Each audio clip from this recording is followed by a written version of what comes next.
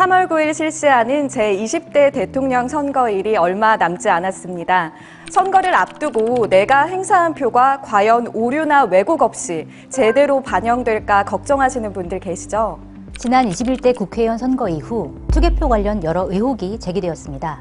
이에 선거의 투개표 과정에 대한 의혹들을 저를 포함한 여러 기자들이 하나씩 팩트체크해 보겠습니다. 유령 선거인 대리투표는 불가능합니다.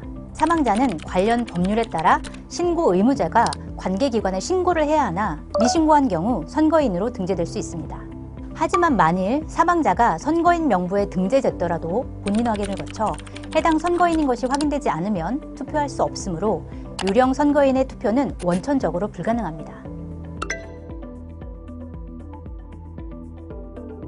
유령표는 사실이 아닙니다. 파주 진동면 투표자 수 181명은 관내 사전 투표자 수 114명과 선거일 투표자 수 67명을 합한 수치입니다.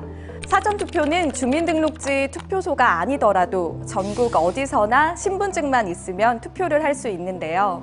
이런 사전투표 특성상 관내 사전투표자 수는 진동면에 주소를 둔 사전투표자만을 집계하는 게 아니라 파주시 을선거구 안에 있는 11개 읍면동 지역 선거인 중 진동면 사전투표소에서 투표한 이들을 모두 포함한 것입니다. 따라서 관내 사전투표자 수는 특정 지역 인구수와는 별개로 집계돼 인구수를 초과하는 경우가 있지만 이는 집계 방식의 차이일 뿐 유령표가 아닙니다. 불가능합니다. 사전투표함과 투표소의 투표함은 보안장치를 통해 철저히 관리되고 있습니다. 공직선거법에서는 투표의 공정성을 확보하기 위해 여러 장치를 마련하고 있는데요. 그중 하나가 권한이 없는 사람이 투표함을 열지 못하도록 특수봉인지를 붙이는 것입니다. 특수봉인지는 한번 붙였다 떼면 훼손된 표시가 나타나 다시 붙일 수 없도록 제작되어 있습니다.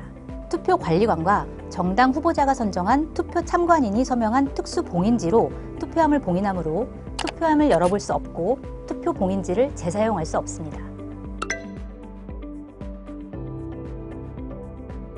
사실이 아닙니다. 투표지 분류기는 정확하고 신속한 개표를 위한 수작업을 보조하는 기계 장치로 외부 통신망과 단절돼 있어요. 그래서 인터넷을 통한 숫자 조작이나 네트워크를 이용한 해킹은 원천적으로 불가능합니다. 또한 분류된 투표지는 모두 심사 집계부에서 육안으로 확인하는 절차를 거치고 있습니다. 게다가 정당과 후보자가 선정한 개표 참관인이 개표 상황을 직접 보고 있어서 개표 조작은 불가능합니다. 사실이 아닙니다. 개표 결과를 집계할 때는 다른 인터넷망과 분리된 개표보고 통신망을 사용합니다.